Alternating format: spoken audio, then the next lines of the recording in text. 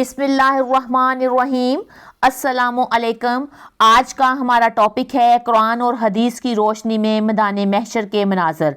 अल्लाह ताला कुरान पाक में इरशाद फरमाते हैं, लोगों इस दिन से डरो कि जिस दिन कोई किसी के काम नहीं आएगा और ना किसी के हक में किसी की सिफारिश कबूल की जाएगी और ना किसी की तरफ से कोई बदला कबूल किया जाएगा और ना किसी को किसी की जानब से कोई मदद पहुंच पाएगी।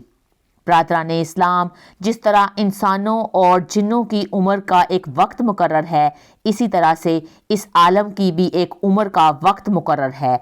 जब इस आलम की उम्र तमाम हो जाएगी, पूरी हो जाएगी, तो अचानक इसके मजमे को मौत आ जाएगी। पूरे आलम के ख़त्म हो जाने का नाम क़यामत है। जब क़यामत की एक एक करके पूरी निशानियां हो जाएंगी तो क़यामत आना शुरू हो जाएगी। क़यामत की इब्तिदा हज़रत इसराफील के सूर फूंकने से होगी, जिसके बारे में नबी करीम सल्लल्लाहु अलैहि वसल्लम का इरशाद है कि हज़रत इसराफील अलैहिस्सलाम सूर मुंह में लिए अपनी पेशानी को झुकाए हुए कान अल्लाह के हुक्म पर लगाए हुए हैं। जैसे ही अल्लाह ताला की तरफ से हुक्म दिया जाएगा तो वो सूर फूंकना शुरू कर देंगे। यूं क़यामत का आगाज़ हो जाएगा। मुस्लिम शरीफ की एक हदीस के मुताबिक ये जुमे का दिन होगा। लोग अपने अपने कामों में मशगूल होंगे और अचानक मशरिक और मगरिब के तमाम लोग एक लंबी आवाज़ सुनेंगे जो आहिस्ता आहिस्ता ऊंची होती चली जाएगी, और इस नामहनूस आवाज़ की हौलनाकी और सख्ती की वजह से लोगों में इज़्तिराब और बेचैनी फैलना शुरू हो जाएगी। जब सूर की आवाज़ बिजली की कड़क की तरह शिद्दत इख्तियार कर जाएगी, तब लोग मरना शुरू हो जाएंगे। जो आदमी जहां होगा वहीं गिर पड़ेगा। जैसे ही सूरे इसराफील बुलंद होगी, वैसे वैसे निज़ाम कायनात दरहम बरहम होना शुरू हो जाएगा। ज़मीन आंधी की तरह, हचकोले खाने वाली कंदील की तरह जल्जलों की जद में आ जाएगी। पहाड़ गिरदो गबार और रुई की तरह बनकर उड़ने लगेंगे। समुंदर में आग भड़कने लगेगी। आसमान फट जाएगा। सूरज चांद सितारे बेनूर हो जाएंगे। तमाम ज़ीरू मखलूक, इंसान, जिन और फरिश्ते फना हो जाएंगे। हत्ता के मलकुल मौत हज़रत इज़राइल अलैहिस्सलाम भी अपनी रूह अल्लाह ताला के हवाले कर देंगे। हर जानदार और गैर जानदार चीज़ फना हो जाएगी। सिर्फ अल्लाह तबारक व तआला वहदहु ला शरीक की ज़ात बाकी रह जाएगी। और अल्लाह तबारक व तआला का ये इरशाद भी पूरा हो जाएगा कि हर चीज़ जो इस दुनिया में है फना होने वाली है और सिर्फ तेरे रब्बे ज़ुल जलाल वल इकराम की ज़ात बाकी रहने वाली है। फिर जब हर चीज़ फना हो जाएगी तो अल्लाह तबारक व तआला ऐलान फरमाएंगे, दुनिया में जब्बार बनने वाले कहाँ हैं? दुनिया में मतकब्बर बनने वाले कहाँ हैं? आज के रोज़ बादशाही किसकी है? एक तवील सन्नाटे के बाद अल्लाह रब्बुल इज़्ज़त खुद ही इस सवाल का जवाब अरशाद फरमाएंगे, आज के रोज़ सिर्फ बादशाही अल्लाह कहार की है।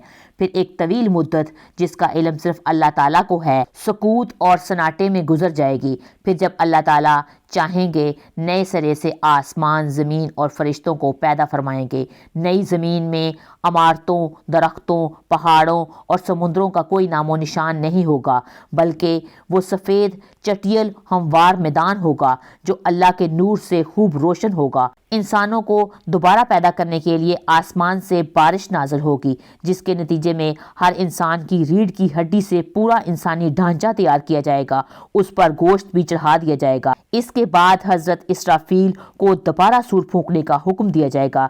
जैसे ही हज़रत इसराफील सूर फूंकेंगे, तमाम इंसान नंगे पाँव, नंगे बदन बेखतना उठकर खड़े हो जाएंगे, जिस तरह से माँ के पेट से पैदा हुए होते हैं। अल्लाह ताला का ये फरमान भी पूरा हो जाएगा कि तुम लोग फर्दन फर्दन हमारे पास हाजिर होके, जिस तरह से हमने तुम्हें पहली बार पैदा किया था। सबसे पहले नबी करीम हज़रत मोहम्मद सल्लल्लाहु अलैहि वसल्लम अपनी कब्र मुबारक से उठेंगे। फिर हज़रत ईसा अलैहिस्सलाम और तमाम अंबिया अलैहिस्सलाम ज़िंदा हो जाएंगे। इसके बाद फिर शुहदा, सुलहा, फुज़ला और अहले ईमान उठेंगे। फिर फासिक, फज्जार, फिर काफिर और मुशरिकीन अपनी कब्रों से उठेंगे। कब्रों से काफिर और मुशरिकीन فاسق اور فاجر لوگ اپنے اپنے اعمال کے مطابق اٹھیں گے، کوئی اندھا، کوئی بہرا، کوئی لنگڑا، کوئی چونٹی کی شکل میں اور کوئی سر کے بل اٹھے گا۔ کافر اس غیر متوقع زندگی کے مناظر دیکھ کر شدید خوف اور دہشت کی کیفیت میں مبتلا ہو جائیں گے۔ ان کی آنکھیں پتھرائی ہوئی اور دل کانپ رہے ہوں گے، کلیجے منہ کو آئیں گے، کوئی غمگسار اور مددگار نہیں ہوگا، نہ ہی کوئی دوسرے کی طرف دیکھنے یا دھیان کرنے والا ہوگا۔ اہل ایمان بھی اپنے اپنے اعمال کے مطابق قبروں سے اٹھیں گے۔ شہداء اپنی شہادت کے تازہ بہتے ہوئے خون کے ساتھ اٹھیں گے، اور حالت احرام میں فوت ہونے والے حاجی تلبیہ کہتے ہوئے اٹھیں گے۔ اہل ایمان کے لیے دوبارہ زندگی خلاف توقع نہیں ہوگی، لہٰذا ان پر خوف اور دہشت کی یہ کیفیت طاری نہیں ہوگی جو کفار اور مشرکین پر ہوگی۔ قبروں سے اٹھتے ہی ہر انسان پر 2 فرشتے مقرر کر دیے جائیں گے جو اسے میدان محشر میں پہنچا دیں گے۔ یاد رہے، میدان محشر کا یہ میدان ملک شام کے علاقے میں ہوگا۔ لوگوں کو اپنی اپنی قبروں سے اٹھتے ہی وہیں پہنچا دیا جائے گا۔ کفار میں سے جو شخص اپنی قبروں سے اندھے اٹھیں گے وہ ٹھوکریں کھاتے گرتے پڑتے وہاں پہنچ جائیں گے۔ جو لوگ چونٹی کے جسم کی طرح اٹھیں گے وہ لوگوں کے پاؤں تلے روندے اور کچلے جا رہے ہوں گے۔ جو لوگ سر کے بل اٹھیں گے وہ انتہائی ذلت اور رسوائی کے ساتھ یہ سفر طے کریں گے۔ بعض کافروں کو ایک آگ ہانک کر میدان حشر میں لے جائے گی۔ کافر جہاں تھک جائیں گے، تھک کے رک جائیں گے، آگ بھی وہیں رک جائے گی، اور جہاں وہ چلنے لگیں گے آگ بھی ان کے ساتھ چلنا شروع کر دے گی۔ اہل ایمان بھی اپنے اعمال اور عقائد کے مطابق حشر کے میدان میں پہنچ جائیں گے۔ بعض لوگ پیدل پہنچیں گے، بعض لوگ اونٹوں پر سوار ہوں گے، بعض اونٹوں پر 1 اور بعض اونٹوں پر 2 اور بعض پر 4 اور بعض پر 10 آدمی ایک اونٹ پر سوار ہوں گے، حتیٰ کہ 10 آدمی بھی ایک اونٹ پر سوار ہوں گے۔ ساری مخلوق چپ چاپ دم سادے ہوئے ایک ہی سمت میں رواں دواں ہوگی، کسی کو اونچی سانس لینے کی بھی مجال نہیں ہوگی۔ ہر آدمی کو احساس ہوگا کہ آج امتحانی زندگی کا نتیجہ نکلنے والا ہے۔ جب ساری مخلوق میدان حشر میں پہنچ جائے گی تو اعلان کیا جائے گا کہ مجرموں، آج کے روز تم نیک لوگوں سے الگ ہو جاؤ۔ یہ سن کر یہ سب لوگ الگ الگ گروہوں میں تقسیم کر دیے جائیں گے۔ سورج کی پرستش کرنے والوں کا گروہ، ستاروں کی پوجا کرنے والوں کا گروہ، آگ کی پرستش کرنے والوں کا گروہ، بتوں کی پرستش کرنے والوں کا گروہ، منافقین اور مرتدین کا گروہ ایک طرف، اور دوسری طرف ایمانداروں کا اور ان کے عقائد اور اعمال کے مطابق الگ الگ گروہوں میں تقسیم کر دیا جائے گا۔ علماء کا علماء کے ساتھ، صالحہ کا صالحہ کے ساتھ، عابد کا عابدین کے ساتھ، متقی کا متقین کے ساتھ، خاشعین کا خاشعین کے ساتھ، شہید کا شہداء کے ساتھ، مجاہد کا مجاہدین کے ساتھ، حافظ قرآن کا حفاظ کے ساتھ، قاری حضرات کا قاری کے ساتھ، سخی کا سخیوں کے ساتھ، عادل کا عادلوں کے ساتھ، رحم دل کا رحم دلوں کے ساتھ ملا دیا جائے گا۔ اسی طرح سے فاسق اور فجار لوگوں کے بھی الگ الگ گروہ بنا دیے جائیں گے۔ بے نمازی کا بے نمازیوں کے ساتھ، روزہ نہ رکھنے والوں کا بے روزے داروں کے ساتھ، زکوٰۃ نہ دینے والوں کا مانعین زکوٰۃ کے ساتھ، نافرمان اولاد کا والدین کی نافرمان اولادوں کے ساتھ، قاتل کا قاتلوں کے ساتھ، ڈاکو کا ڈاکوؤں کے ساتھ، شرابی کا شرابیوں کے ساتھ، زانی کا زانیوں کے ساتھ، سود خور کا سود خوروں کے ساتھ، رشوت خور کا رشوت خوروں کے ساتھ، ظالم کا ظالموں کے ساتھ، کافر سے دوستی کرنے والوں کا کافر سے دوستی کرنے والوں کے ساتھ، کافر سے مشابہت رکھنے والوں کا کافر سے مشابہت رکھنے والوں کے ساتھ۔ غرض میدان حشر میں اہل ایمان کی جائے قیام الگ ہوگی، کفار، مشرکین، فاسقوں، منافقوں، فاجروں کا ٹھکانہ الگ ہوگا۔ میدان حشر میں لوگ ننگے پاؤں ننگے بدن ہوں گے۔ سورج 1 میل کے فاصلے پر آگ برسا رہا ہوگا، زمین دہک رہی ہوگی، جسم سورج کی آگ سے جل رہے ہوں گے، زمین پر پاؤں رکھنا مشکل ہو رہا ہوگا، دور دور تک کہیں سایہ نظر نہیں آئے گا۔ لوگ اپنے اپنے عقائد اور اعمال کے مطابق پسینے میں شرابور ہوں گے، کسی کا پسینہ ٹخنوں تک، کسی کا पिंडलियों तक, किसी को घुटनों तक, किसी को कमर तक पसीना आया होगा, कोई सीने और गर्दन तक पसीने में डूबा हुआ होगा। काफर और मुशरिकीन को मुंह में पसीने की लगाम आई हुई होगी। बाज लोग पसीने में डुबकियां खा रहे होंगे। भूख और प्यास की शिद्दत से लोगों का बुरा हाल होगा। भूख और प्यास और शदीद गर्मी की हालत में लोग 50,000 साल तक खड़े रहे होंगे। तंग आकर वो अल्लाह तबारक व तआला से दुआ करेंगे कि ऐ अल्लाह ताला हमें इस मुसीबत से निजात दिला, ख्वाह हमें जहन्नम में ही पहुंचा दे। याद रहे आज सूरज का हमारी ज़मीन से फासला 9 करोड़ 30 लाख मील के बराबर है। इसके बावजूद जून जुलाई के महीने में गर्मी इस कदर होती है कि 1 मिनट तक भी नंगे पांव खड़ा होना नामुमकिन हो जाता है। ज़रा गौर फरमाइए उस रोज़ क्या आलम होगा जब ज़मीन का दर्जा हरारत आज के मुकाबले में 9 करोड़ दर्जे ज़्यादा होगा। लाचार और बेबस होकर लोग हज़रत आदम अलैहिस्सलाम की खिदमत में हाज़िर होंगे। अर्ज़ करेंगे अल्लाह तबारक व तआला ने आपको अपने हाथ से बनाया, अपनी रूह आप में फूंकी, फरिश्तों से सजदा करवाया, आपको जन्नत में रहने की जगह दी। लोग हज़रत आदम अलैहिस्सलाम की खिदमत में हाज़िर होकर अर्ज़ करेंगे आज के दिन आप हमारे लिए सिफारिश कर दें कि अल्लाह ताला हिसाब व किताब शुरू कर दे और हमें हशर की तकलीफ़ से निजात दे दे। हज़रत आदम अलैहिस्सलाम फरमाएंगे आज मेरा रब इस कदर गुस्से में है कि इस तरह इससे पहले ना कभी गुस्से में हुआ है और ना कभी आइंदा होगा। मुझसे जन्नत में अल्लाह ताला की नाफरमानी हो गई थी जिसकी वजह से मुझे अपनी जान की फ़िक्र है, लिहाजा मैं सिफारिश नहीं कर सकता। तुम लोग हज़रत नूह अलैहिस्सलाम के पास चले जाओ। लोग हज़रत नूह अलैहिस्सलाम की खिदमत में हाज़िर होंगे और अपना मुद्दा बयान करेंगे। हज़रत नूह अलैहिस्सलाम भी यही कहेंगे कि आज मेरा रब इस कदर गुस्से में है कि इस तरह इससे पहले कभी ना हुआ और ना कभी आइंदा होगा। मैंने दुनिया में अपनी कौम के लिए बद्दुआ की थी जिसके नतीजे में वो हलाक हो गई। आज मुझे अपनी जान की फ़िक्र है, मैं सिफारिश नहीं कर सकता। तुम लोग हज़रत इब्राहीम खलीलुल्लाह के पास चले जाओ, वो ज़रूर सिफारिश करेंगे। लोग हज़रत इब्राहीम अलैहिस्सलाम की खिदमत में हाज़िर होंगे और अर्ज़ करेंगे कि आप अल्लाह के नबी और अल्लाह के खलील हैं, अपने रब के हुजूर सिफारिश करते हमारे लिए। आप देख रहे हैं कि हमारी क्या हालत हो रही है। हज़रत इब्राहीम अलैहिस्सलाम भी यही बात फरमाएंगे जो हज़रत आदम अलैहिस्सलाम और हज़रत नूह अलैहिस्सलाम ने फरमाई थी कि आज मेरा रब इस कदर नाराज़ है कि इससे पहले कभी इतना नाराज़ नहीं हुआ और ना ही इसके बाद कभी होगा। मैंने दुनिया में 3 झूठ बोले थे जिसकी वजह से आज मुझे अपनी जान की फ़िक्र है, कहीं अल्लाह ताला बाज पुरस ना कर ले। लिहाजा तुम लोग हज़रत मूसा अलैहिस्सलाम के पास चले जाओ, हज़रत मूसा अलैहिस्सलाम की खिदमत में हाज़िर हो जाओ और अर्ज़ करो। फिर लोग हज़रत मूसा अलैहिस्सलाम की खिदमत में हाज़िर हो जाते हैं, कहते हैं कि अल्लाह ताला आपसे हम कलाम होकर आपको सारे लोगों पर फजीलत अल्लाह ताला ने दी। आप देख रहे हैं कि हमारी हालत क्या हो गई है, आप अपने रब के हुजूर हमारे लिए सिफारिश कर दें। हज़रत मूसा अलैहिस्सलाम फरमाएंगे आज तो मेरा रब इस कदर गुस्से में है कि इससे पहले कभी नहीं हुआ था और ना कभी बाद में इतना गुस्से होगा। मैंने दुनिया में एक आदमी को कत्ल कर दिया था जिसकी वजह से मुझे अपनी जान की फ़िक्र है, लिहाजा मैं सिफारिश नहीं कर सकता। तुम लोग हज़रत ईसा अलैहिस्सलाम के पास चले जाओ।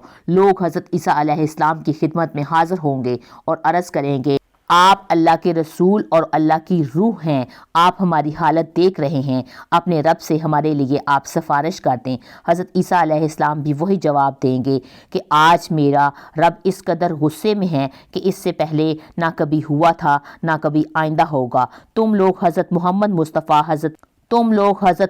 मुस्तफ़ा सल्लल्लाहु अलैहि वसल्लम के पास चले जाओ, वो ज़रूर तुम्हारी सिफारिश करेंगे।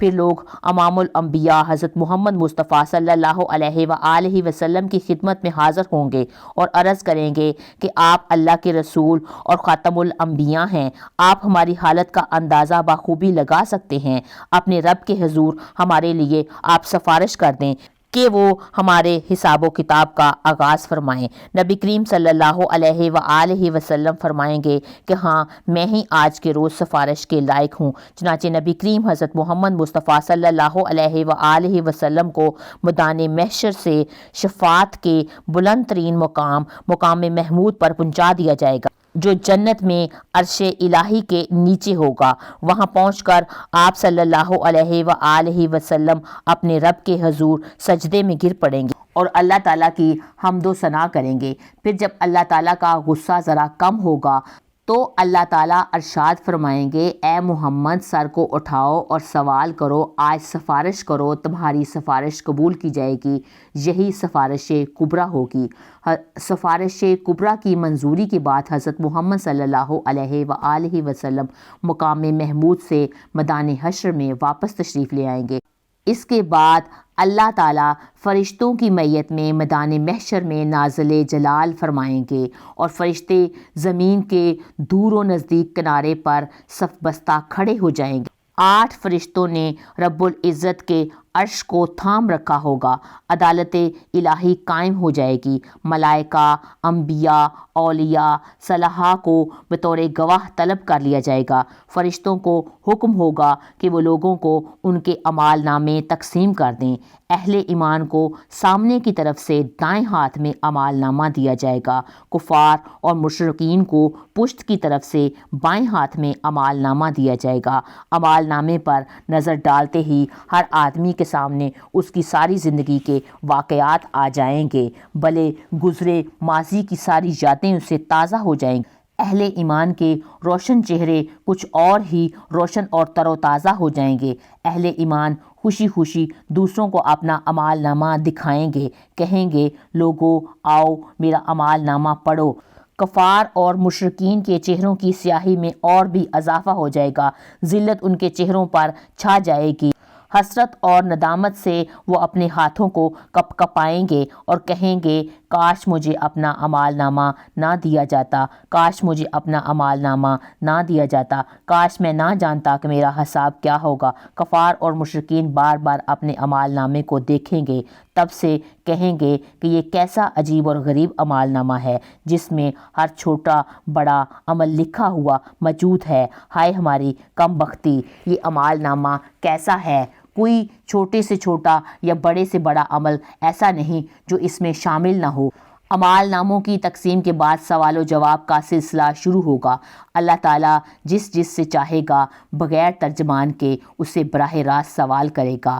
سب سے پہلے مشرکوں سے پوچھا جائے گا کہ انہوں نے شرک کیوں کیا۔ مشرکین انکار کر دیں گے، اللہ تعالیٰ کی قسم کھا کر کہیں گے کہ ہم نے کبھی شرک نہیں کیا۔ تو اللہ تعالیٰ کرامن کاتبین کو گواہی کے لیے بلائیں گے جو مشرکوں کے شرک کی گواہی دیں گے، لیکن مشرکین اس سے بھی انکار کر دیں گے۔ شرک سے بھرپور کرامن کاتبین کا تیار کردہ ہوا اعمال نامہ ان کے سامنے پیش کیا جائے گا، مشرکین اس سے بھی انکار کر دیں گے۔ پھر اس دور کے انبیاء، علماء اور اولیاء کو گواہی کے لیے بلایا جائے گا تو وہ ان کے شرک کی گواہی دیں گے، مشرکین اس سے بھی انکار کر دیں گے۔ پھر قبر یا مزار کی وہ جگہ جہاں وہ شرک کیا کرتے تھے گواہی کے لیے لائی جائے گی، وہ بھی مشرکین کے شرک کی گواہی دے گی، لیکن مشرکین اس سے بھی انکار کر دیں گے اور اللہ تعالیٰ سے مخاطب ہو کر کہیں گے، یا اللہ کیا تو نے اپنے بندے کو ظلم سے پناہ نہیں دی؟ اللہ تعالیٰ ارشاد فرمائیں گے، ہاں میں نے بندوں کو ظلم سے پناہ دی ہے۔ مشرکین کہیں گے، آج ہم اپنی ذات کے علاوہ کسی دوسرے کی گواہی کو تسلیم نہیں کریں گے۔ چنانچہ اللہ تعالیٰ ان کی زبانوں پر مہر لگا دیں گے اور ان کے اعضاء کو بولنے کا حکم دیں گے۔ تب مشرکین کے اعضاء گواہی دیں گے کہ ہاں واقعی یہ شرک کرتے تھے، یوں ان پر جہنم واجب کر دی جائے گی۔ تب وہ اپنے اعضاء کو لعن طعن کریں گے کہ ہم تو تمہیں جہنم سے بچانے کے لیے کوشش کر رہے تھے۔ جواب میں ان کے اعضاء کہیں گے کہ جس رب نے تمہیں بولنے کی قوت عطا فرمائی، ہمیں بھی اس نے بولنے کا حکم دیا، ہم کیسے انکار کر سکتے تھے؟ ایک منافق سے اللہ تعالیٰ سوال کرے گا کہ کیا میں نے تمہیں دنیا میں عزت، حکومت، اہل و عیال اور مال و دولت نہیں دیا تھا؟ وہ عرض کرے گا، کیوں نہیں یا اللہ، سب کچھ دیا تھا۔ اللہ تعالیٰ دوسرا سوال اس سے پوچھے گا، کیا تمہیں یقین تھا کہ یہ قیامت آئے گی اور اللہ کے سامنے مجھے جواب دہ ہونا ہوگا؟ منافق کہے گا، ہاں یا اللہ، مجھے پورا یقین تھا، میں نے تیرا کلمہ پڑھا، تیری کتاب پر ایمان لایا، تیرے رسولوں پر ایمان لایا، نماز پڑھی، روزے رکھے، زکوٰۃ دی۔ منافق اپنی تعریفیں کرتا ہوا پورا زور لگا دے۔ اللہ تعالیٰ ارشاد فرمائیں گے، ذرا ٹھہرو، ہم کچھ اور گواہ لاتے ہیں۔ منافق اپنے دل میں سوچے گا، میں تو مسلمانوں کے ساتھ مل کر نماز روزہ کرتا رہا ہوں، آج میرے خلاف گواہی دینے کون آئے گا؟ اللہ تعالیٰ اس کے منہ پر مہر لگا دیں گے اور اس کی ران کو بولنے کا حکم دیں گے، چنانچہ اس کی ران اس کے بدن کے گوشت کے خلاف اور اس کی ہڈیاں، اس کا جسم کا رواں رواں اس کے نفاق کی گواہی دے گا کہ ایک طرف تو یہ نماز روزہ کرتا تھا اور دوسری طرف کفار کی دوستی پر نازاں تھا، ان کے مفادات کا تحفظ کرتا تھا، مسلمانوں کو دھوکہ دیتا تھا، ان سے غداری کرتا تھا۔ اللہ تعالیٰ اس پر سخت غضبناک ہوں گے اور جہنم اس پر واجب کر دی جائے گی۔ ناظرین، اہل ایمان سے سوال و جواب کا انداز بالکل مختلف ہوگا۔ ایک مومن آدمی کو اللہ تعالیٰ کے قریب بلا کر اس پر اپنا دامن رحمت ڈالیں گے۔ اللہ تعالیٰ اس سے سوال فرمائیں گے کہ تو نے فلاں گناہ کیا تھا؟ مومن عرض کرے گا، ہاں یا اللہ میں نے کیا تھا۔ اللہ تعالیٰ اس سے ایک ایک گناہ کے بارے میں سوال فرمائیں گے تو وہ اقرار کرتا چلا جائے گا۔ وہ سوچے گا اب تو ضرور میں ہلاک ہو جاؤں گا، اب تو ضرور میں جہنم میں ڈالا جاؤں گا۔ آخر میں اللہ تعالیٰ اس سے ارشاد فرمائیں گے کہ میں نے تیرے گناہوں پر دنیا میں بھی پردہ ڈالا تھا اور آج بھی میں پردہ ڈال رہا ہوں، پھر اسے جنت میں بھیج دیا جائے گا۔ ناظرین، افراد کے علاوہ انبیاء اور رسولوں کی تکذیب کرنے والی جو قومیں تھیں ان سے بھی سوال و جواب ہوں گے۔ قوم نوح سے سوال کیا جائے گا کہ تم پیغمبر کی تکذیب کیوں کرتے؟ وہ حضرت نوح علیہ السلام اور اس کی دعوت کا انکار کیوں کرتے رہے؟ اللہ تعالیٰ حضرت نوح سے ارشاد فرمائیں گے کہ اے نوح، اپنے حق میں کوئی گواہی لاؤ۔ حضرت نوح علیہ السلام عرض کریں گے، میری گواہی امت محمدیہ دے گی۔ چنانچہ امت محمدیہ میں سے علماء، اولیاء، صالحہ حاضر کیے جائیں گے اور وہ گواہی دیں گے کہ ہاں حضرت نوح علیہ السلام پیغمبر بنا کر بھیجے گئے، انہوں نے 950 سال تک حق کی رسالت کو ادا کیا۔ قوم نوح کہے گی، کیا تم ہمارے زمانے میں اس وقت موجود تھے؟ نہیں تھے نا، تو تم یہ گواہی کیسے دے سکتے ہو؟ اس پر نبی کریم صلی اللہ علیہ وآلہ وسلم کو بلایا جائے گا اور وہ اپنی امت کی صداقت کی گواہی دیں گے کہ میری امت جو ہے وہ قرآن مجید کی روح سے بالکل سچی گواہی دے رہی ہے۔ رسول کریم صلی اللہ علیہ وآلہ وسلم کی گواہی کے بعد قوم نوح لاجواب ہو جائے گی اور ان کو مجرم قرار دے کر جہنم میں ڈال دیا جائے گا۔ ایسا ہی معاملہ باقی قوموں کے ساتھ، قوم ہود، قوم صالحہ، قوم لوط، قوم سمود اور حضرت داؤد علیہ السلام کی قوم داؤد اور دوسرے انبیاء اکرام کی اقوام کے ساتھ ہوگا۔ جرم ثابت ہونے کے بعد کافر بارگاہ الہی میں درخواست کریں گے کہ اے ہمارے رب، ہم نے سب کچھ دیکھا اور سن لیا، ایک دفعہ ہمیں دنیا میں واپس بھیج دے، ہم ضرور نیک عمل کریں گے۔ ارشاد باری تعالیٰ ہوگا، ایسا ممکن نہیں ہے، اب تو تمہیں اپنی کرتوتوں کا ہمیشہ ہمیشہ سے مزہ چکھنا ہوگا۔ کفار دوسری درخواست یہ کریں، یا اللہ، ہماری گمراہی کے ذمہ دار ہمارے پیشوا اور لیڈر بھی ہیں، انہیں ہماری نسبت دوہرا عذاب دیا جائے۔ ارشاد باری تعالیٰ ہوگا، تمہارا یہ عذر بھی قابل سماعت نہیں، گمراہ ہونے والوں کو گمراہ ہونے کا عذاب دیا جائے گا اور گمراہ کرنے والوں کو گمراہ کرنے کا عذاب دیا جائے گا۔ اپنی اپنی جگہ تم دونوں مجرم ہو، دونوں کو اپنے کیے کی سزا ملے گی۔ میدان محشر میں اس قسم کے سوال و جواب کے علاوہ دیگر اعمال کا حساب و کتاب بھی ہوگا۔ حقوق اللہ میں سے نماز کا حساب سب سے پہلے ہوگا۔ جو آدمی نماز کے حساب میں کامیاب رہا ہوگا وہ انشاءاللہ باقی اعمال میں بھی کامیاب ہوگا۔ جو نماز کے حساب کتاب میں ناکام رہے گا وہ باقی اعمال میں بھی ناکام ہو جائے گا۔ ارشاد نبوی ہے، نماز جنت کی کنجی ہے۔ ناظرین، حقوق العباد میں سب سے پہلے قتل کا حساب لیا جائے گا، اس کے بعد دوسرے اعمال کا۔ مقتول کو قاتل سے، مظلوم کو ظالم سے، مجبور کو حاکم سے، محکوم کو حاکم سے اس کا حق دلوایا جائے گا۔ اللہ تعالیٰ اعلان فرمائے گا کہ میں بادشاہ ہوں اور حقوق دلوا کر رہوں گا۔ آج کوئی جہنمی اس وقت تک جہنم میں نہیں جائے گا جب تک کسی جنتی کو اس کا حق نہ دلوا دوں، اور کوئی جنتی اس وقت تک جنت میں نہیں جائے گا جب تک میں اس کو اس کے جہنمی کا حق نہ دلوا دوں۔ چھوٹے سے چھوٹے ظلم اور معمولی سے معمولی زیادتی کا حق بھی اللہ تعالیٰ حقدار کو دلوا کر چھوڑیں گے۔ اگر کسی نے پیلو کی ٹہنی کے برابر بھی کسی کا حق غصب کیا ہوگا یا کسی کی بے عزتی کی ہوگی تو اللہ تعالیٰ اس کا بدلہ اس کو دلوائیں گے۔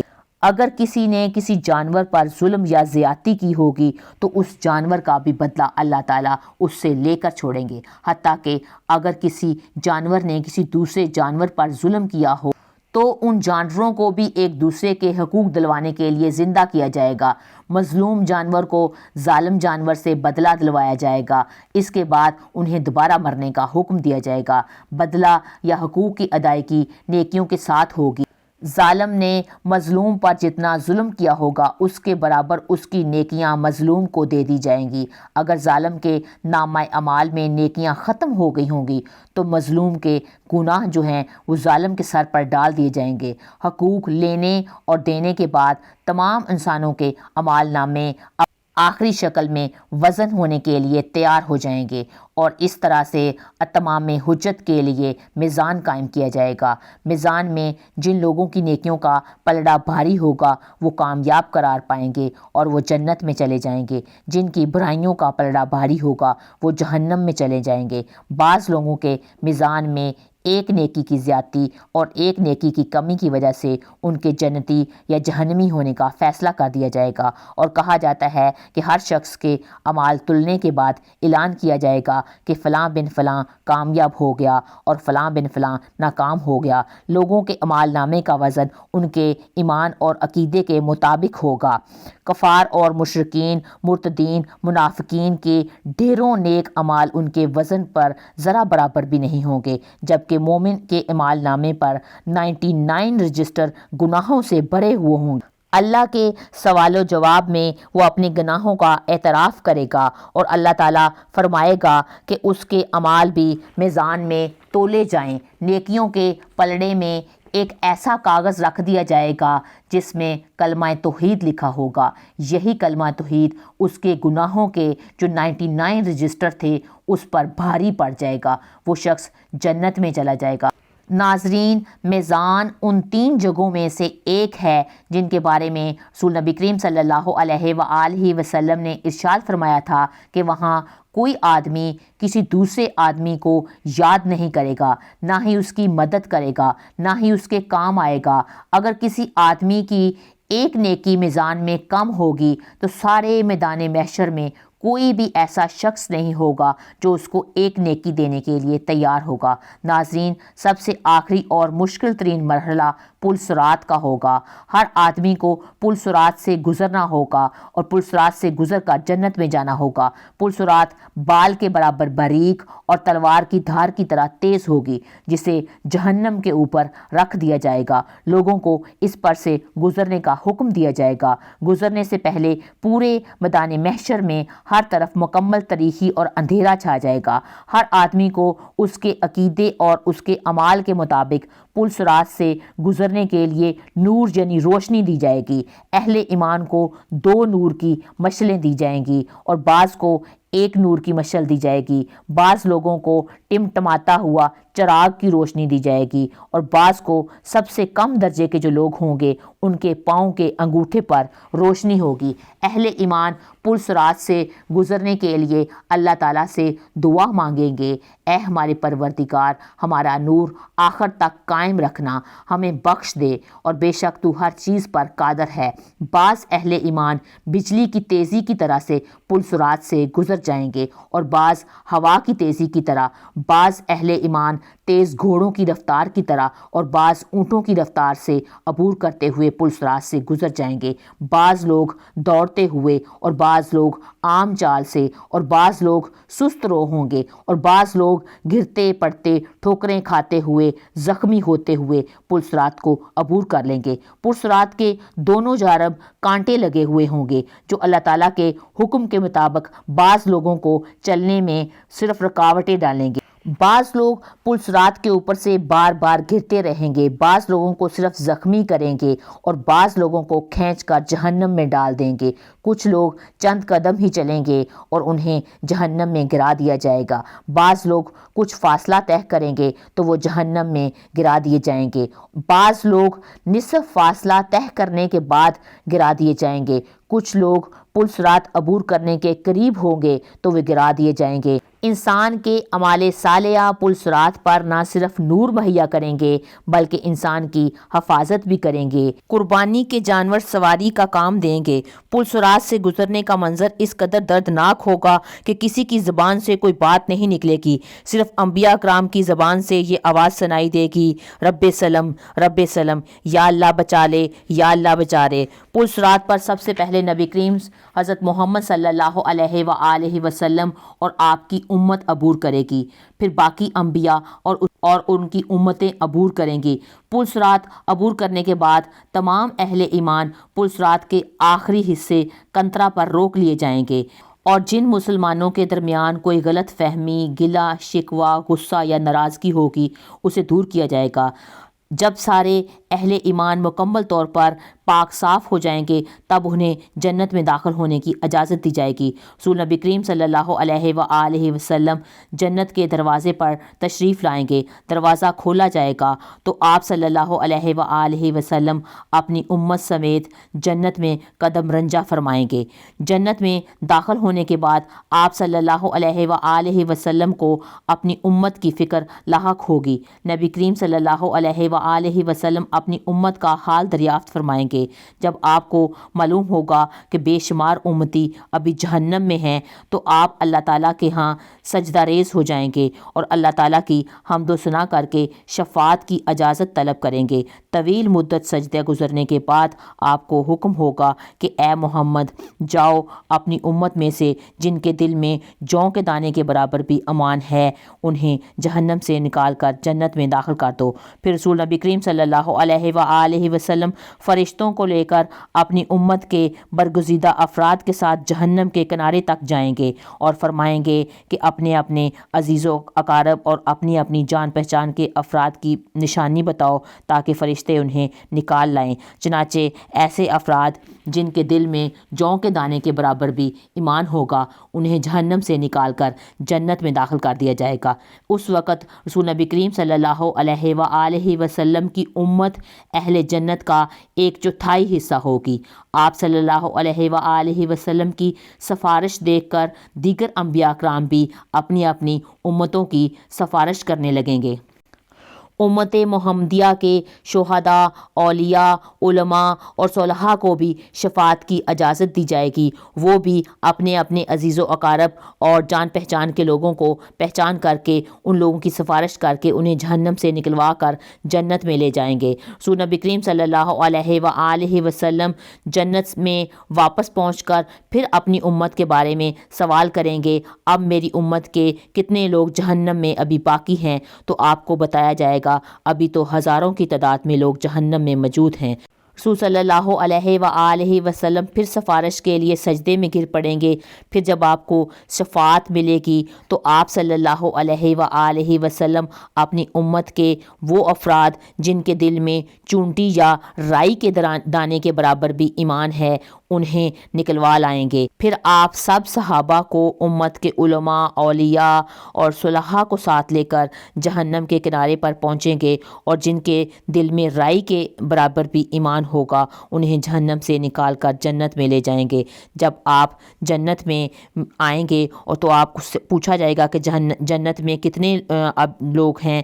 جب آپ کی امت اہل جنت کی 1/3 ہو جائے گی تو نبی کریم صلی اللہ علیہ وآلہ وسلم پھر استفسار فرمائیں گے اور میری امت کے کتنے افراد جو ہیں وہ جہنم میں موجود ہیں؟ آپ کو بتایا جائے گا ابھی تو ہزاروں کی تعداد میں جہنم میں ہیں۔ تو نبی کریم صلی اللہ علیہ وآلہ وسلم پھر شفاعت کے لیے سجدے میں گر جائیں گے اور اللہ تعالیٰ کی حمد و ثنا کریں گے۔ پھر جب آپ کو اذن شفاعت ملے گا تو جن کے دل میں چونٹی یا رائی کے دانے کے برابر بھی ایمان ہوگا ان کو بھی آپ جہنم سے نکلوا لائیں گے۔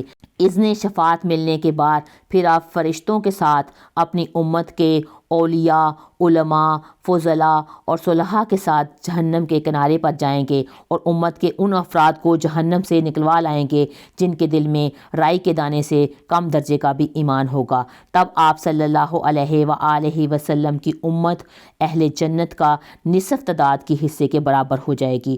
چوتھی مرتبہ پھر آپ صلی اللہ علیہ وآلہ وسلم ان لوگوں کے لیے اذن شفاعت طلب کریں گے جنہوں نے ساری زندگی میں ایک بار صرف لا الہ الا اللہ پڑھا ہو۔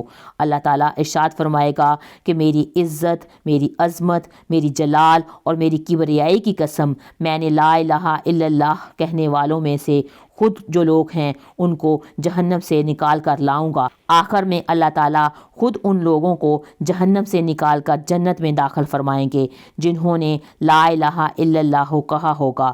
جنتی لوگ اس آخری گروہ کو رحمان کے آزاد کردہ گروہ کہہ کر پکاریں گے۔ شفاعت کا جب سلسلہ مکمل ہو جائے گا تو آخر میں تمام اہل جنت کو جنت میں داخل کر دیا جائے گا اور تب اہل جنت کو اپنی اولاد اور عزیز و اقارب سے ملنے کی تجسس پیدا ہوگی اور وہ ان سے ملنے اور انہیں دیکھنے کی خواہش کا اظہار کریں گے۔ ارشاد باری تعالیٰ ہوگا کہ اولادوں کو ان کے والدین کے ساتھ ملا دیا جائے، چنانچہ تمام اہل جنت کے اہل و عیال کو ایک جگہ پر اکٹھا کر دیا جائے گا۔ ناظرین، اہل جنت کے جنت میں آباد ہو جانے کے بعد اور اہل جہنم کے جہنم میں آباد ہو جانے کے بعد سب کو آواز دی جائے گی، اہل جنت جنت کے کنارے پر آ جاؤ اور اہل جہنم جہنم کے کنارے پر آ جاؤ۔ دونوں فریقین امید کی کیفیت میں منادی کی طرف متوجہ ہوں گے۔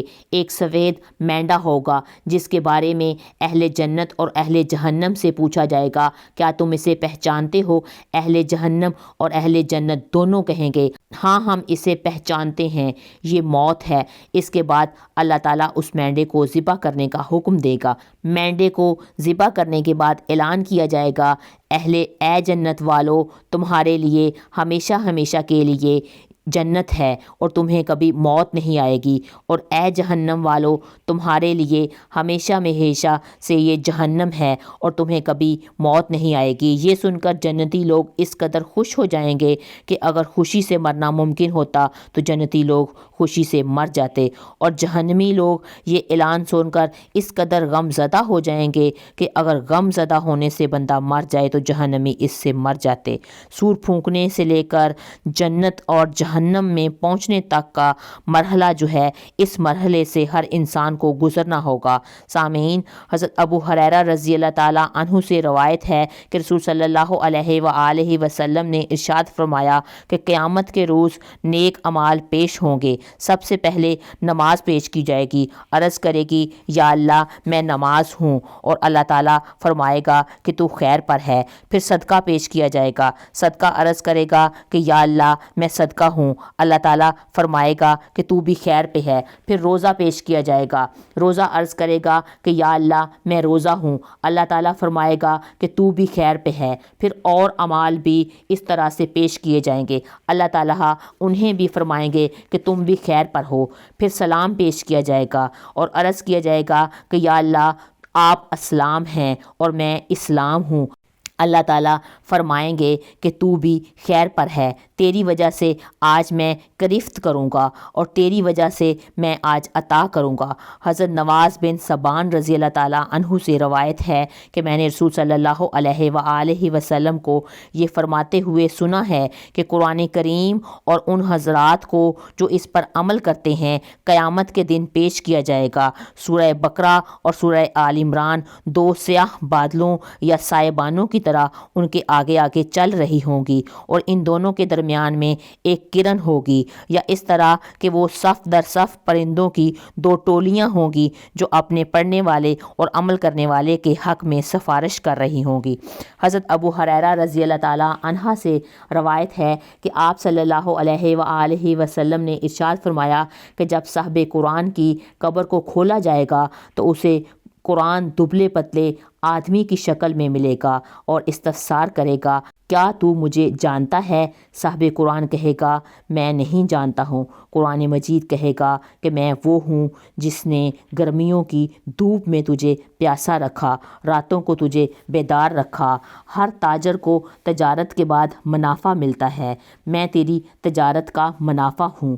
پھر صاحب قرآن کے دائیں ہاتھ میں سورۃ ملک دے دی جائے گی اور وقار کا اس کو تاج اس کے سر پر رکھا جائے گا، اور اس کے والدین کو 2 پوشاکیں پہنائی جائیں گی۔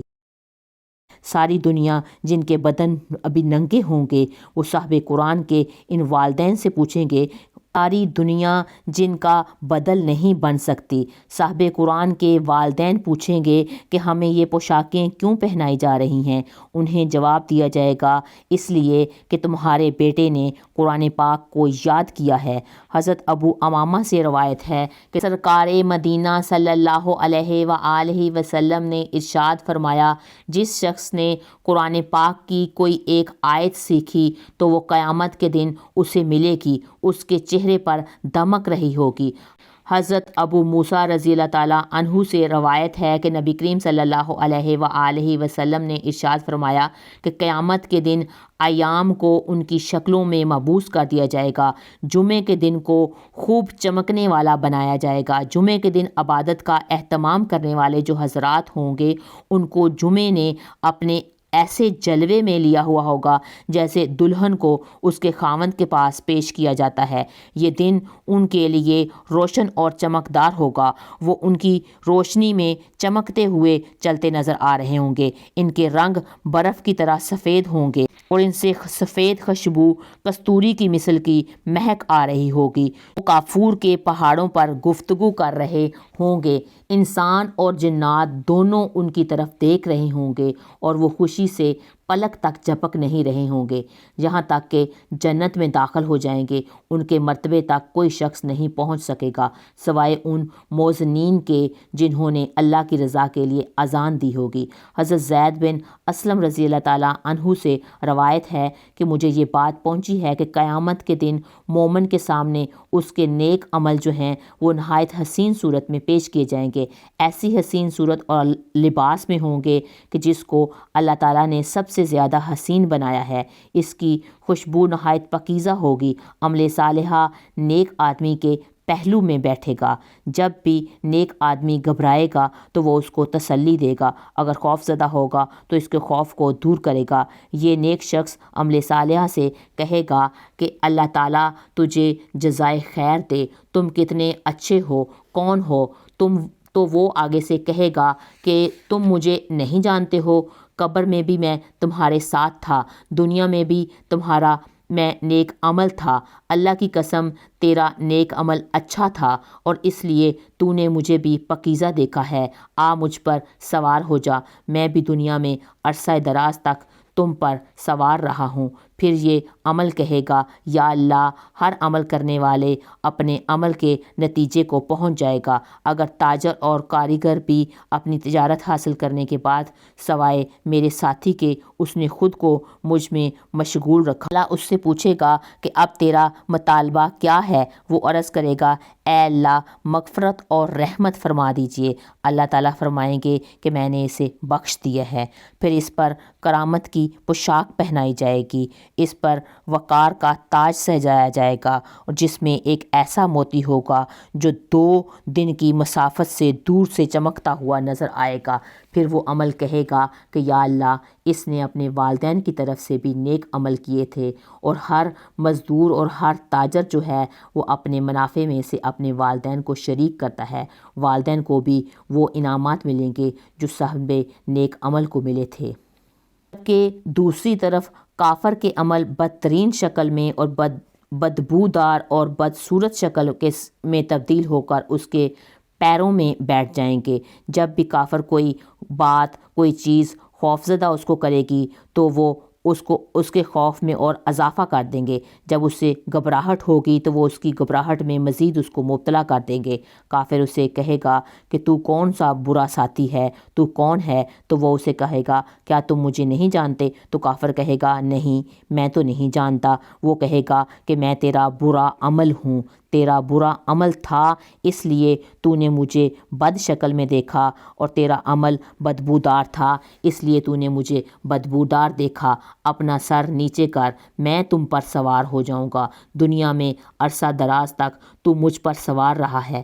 حضرت بلال رضی اللہ تعالیٰ عنہ سے مروی ہے کہ رسول صلی اللہ علیہ وآلہ وسلم نے ارشاد فرمایا، نیکی اور گناہ لوگوں کے لیے قیامت کے دن کھڑے ہوں گے۔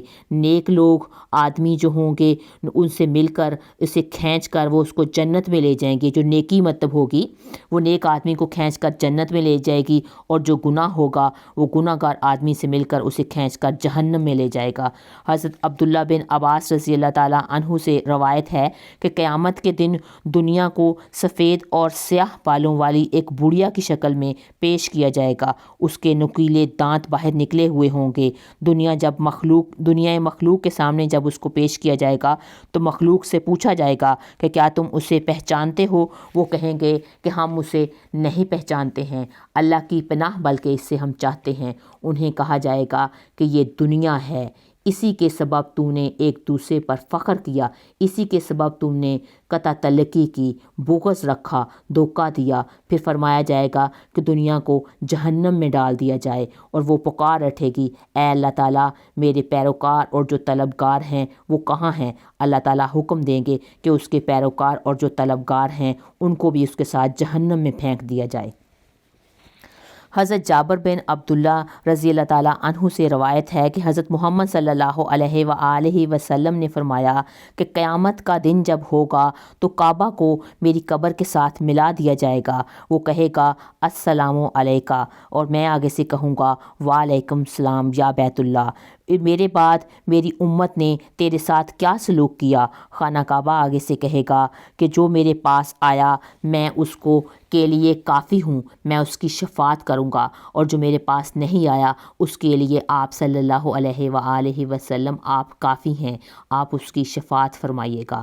ابن عمر رضی اللہ تعالیٰ عنہ سے روایت ہے کہ حضرت محمد صلی اللہ علیہ وآلہ وسلم نے ارشاد فرمایا کہ قیامت کے دن حجر اسود جو ہے ابو قباس پہاڑ سے بھی بڑے وجود میں آئے گا، اور اس کی ایک زبان ہوگی، دو ہونٹ ہوں گے۔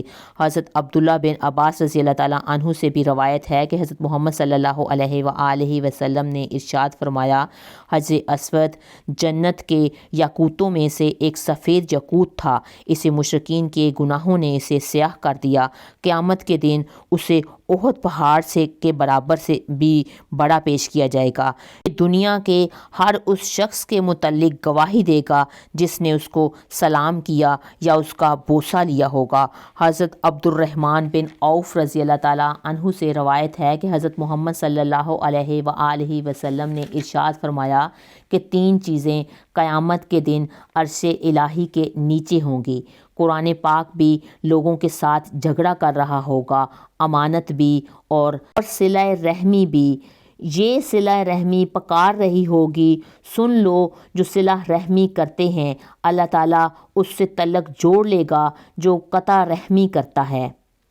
صلہ رحمی بھی، یہ صلہ رحمی پکار رہی ہوگی، سن لو جو صلہ رحمی کرتا ہے، اللہ تعالیٰ اس سے اپنا تعلق جوڑ لے گا، اور جو شخص قطع رحمی کرتا ہے اللہ تعالیٰ اس سے اپنا تعلق توڑ لے گا۔ حضرت عائشہ صدیقہ رضی اللہ تعالیٰ عنہا سے روایت ہے کہ رسول صلی اللہ علیہ وآلہ وسلم نے ارشاد فرمایا، قربانی کے دن انسان کا کوئی عمل بھی اللہ تعالیٰ کے نزدیک خون بہانے یعنی قربانی سے افضل نہیں ہے۔ قربانی کا جانور قیامت کے دن اپنے سینگوں، بالوں اور کھروں کے ساتھ پیش ہوگا، اور بلا شبہ قربانی کے جانور کا جو خون ہے اللہ تعالیٰ کے نزدیک زمین پر گرنے سے پہلے قبول ہو جاتا ہے، پس تم عمدہ جانور کی قربانی کیا کرو۔ ناظرین، قیامت کے دن ہر جماعت کا ایک امام ہوگا۔ حضرت ابن عمر رضی اللہ تعالیٰ عنہ سے روایت ہے کہ نبی کریم صلی اللہ علیہ وآلہ وسلم نے ارشاد فرمایا، اللہ تعالیٰ کے نزدیک سب سے پسندیدہ لوگ جو ہیں وہ غربا ہوں گے۔ عرض کیا، غربا کون لوگ ہیں؟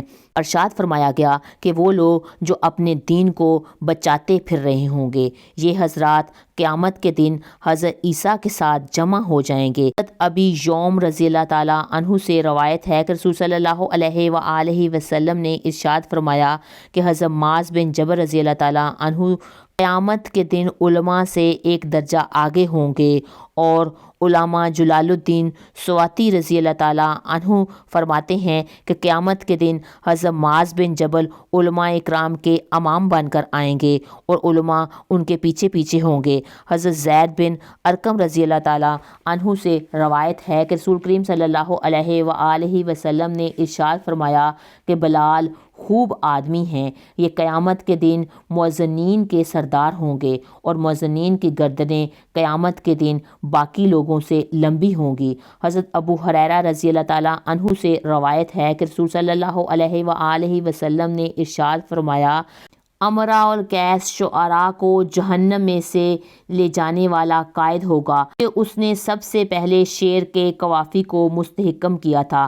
حضرت عبداللہ بن اسلام رضی اللہ تعالیٰ عنہ سے روایت ہے کہ قیامت کے دن نیک اور بد سبھی لوگ کھڑے ہو سکیں گے، لیکن سود خور کھڑے نہیں ہو سکیں گے مگر اس شخص کی طرح جس کو شیطان نے چھو کر خبتی بنا دیا ہوگا۔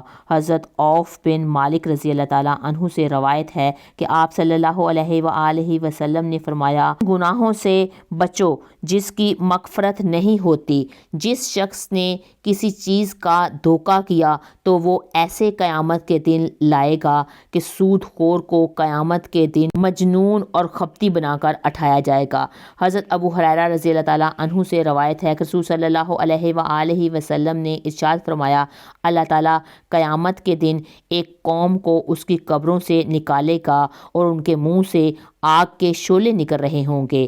عرض کیا گیا کہ یا رسول اللہ یہ کون لوگ ہوں گے؟ تو آپ صلی اللہ علیہ وآلہ وسلم نے ارشاد فرمایا کہ تم نے نہیں سنا کہ اللہ تعالیٰ نے ارشاد فرمایا کہ جو لوگ یتیموں کا ناحق مال کھاتے ہیں وہ لوگ اپنے پیٹوں میں آگ بھرتے ہیں۔ حضرت سعد بن عبادہ رضی اللہ تعالیٰ عنہ سے روایت ہے کہ رسول صلی اللہ علیہ وآلہ وسلم نے ارشاد فرمایا جس شخص نے بھی قرآن پاک کو سیکھا اور پھر اس کو بھلا دیا وہ اللہ تعالیٰ کے سامنے اس حالت میں پیش ہوگا کہ اس کو کوڑ کا مرض لاحق ہوگا۔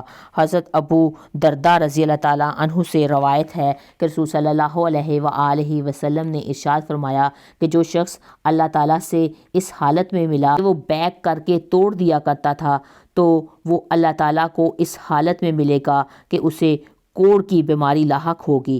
حضرت جابر رضی اللہ تعالیٰ عنہ سے روایت ہے کہ رسول صلی اللہ علیہ وآلہ وسلم نے ارشاد فرمایا کہ قیامت کے دن کچھ لوگوں کو چونٹیوں کی صورت میں اٹھایا جائے گا جنہیں لوگ اپنے پیروں تلے روند رہے ہوں گے۔ پوچھا جائے گا کہ ان چونٹیوں کی جسامت والوں کا کیا جرم تھا؟ تو بتایا جائے گا کہ یہ دنیا میں تکبر کرتے تھے۔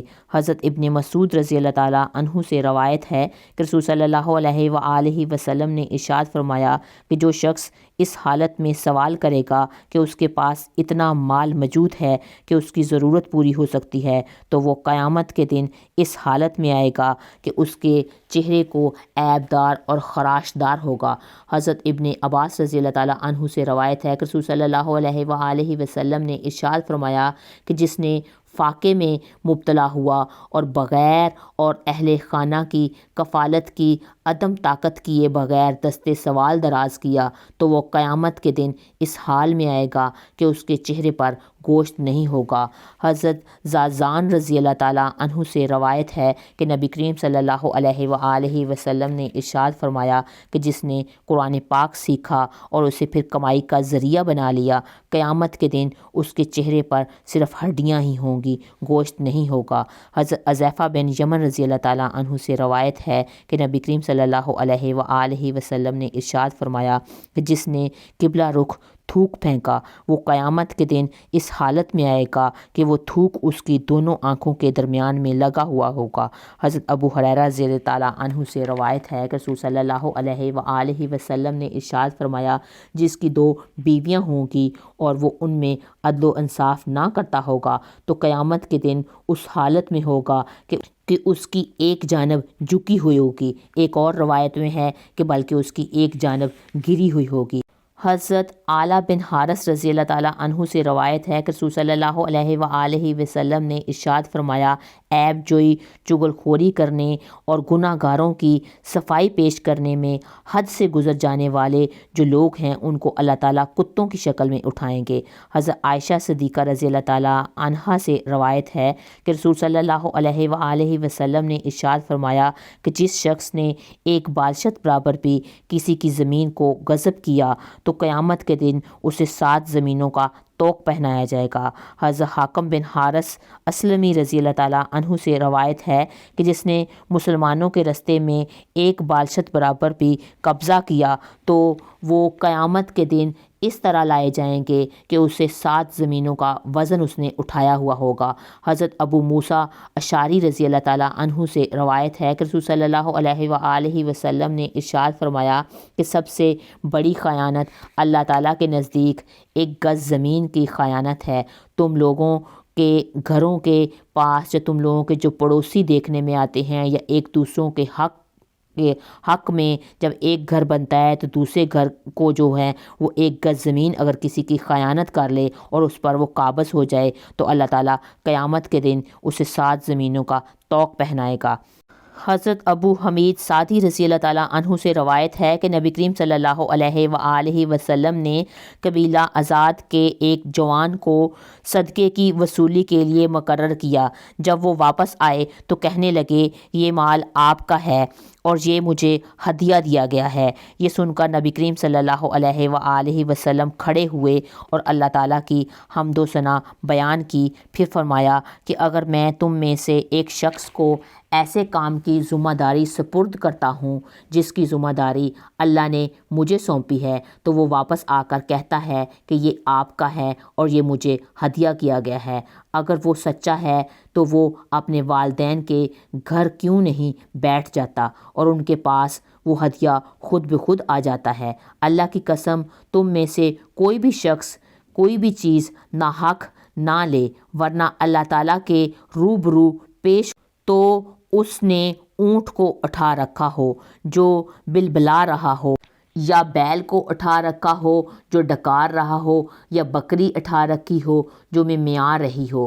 حضرت ابو ہریرہ رضی اللہ تعالیٰ عنہ اور حضرت سعد بن عبادہ رضی اللہ تعالیٰ عنہ دونوں سے روایت ہے کہ نبی کریم صلی اللہ علیہ وآلہ وسلم نے ارشاد فرمایا، جو شخص 10 افراد کا بھی امیر ہو اسے بھی قیامت کے دن ہتھ کڑی لگا کر پیش کیا جائے گا، اس ہتھ کڑی سے سوائے اس کے عدل و انصاف کے کوئی چیز اسے چھوڑ نہیں سکے گی۔ عبداللہ ابن عباس سے روایت ہے کہ نبی کریم صلی اللہ علیہ وآلہ وسلم نے ارشاد فرمایا کہ جس عالم سے کسی مسئلے کے متعلق پوچھا جائے اور اس نے وہ مسئلہ چھپا لیا بلکہ اس کو پتہ ہو تو قیامت کے دن اسے آگ کی لگام ڈالی جائے گی۔ اللہ رب العزت سے دعا ہے کہ اللہ ہمیں نیک عمل کرنے کی توفیق عطا فرمائے۔ اتنی انفارمیٹیو ویڈیو دیکھنے کے بعد آپ اپنا کمنٹ کر کے اپنی رائے کا اظہار ضرور کیا کریں کہ آپ کو ویڈیو کیسی لگی یا آپ کس ٹائپ کی ویڈیو دیکھنا چاہتے ہیں۔ اگر آپ کو میری ویڈیو اچھی لگی ہے تو میری ویڈیو کو لائک کریں، میرے چینل ماہین اسلامک وائس کو سبسکرائب کریں۔ فی امان اللہ۔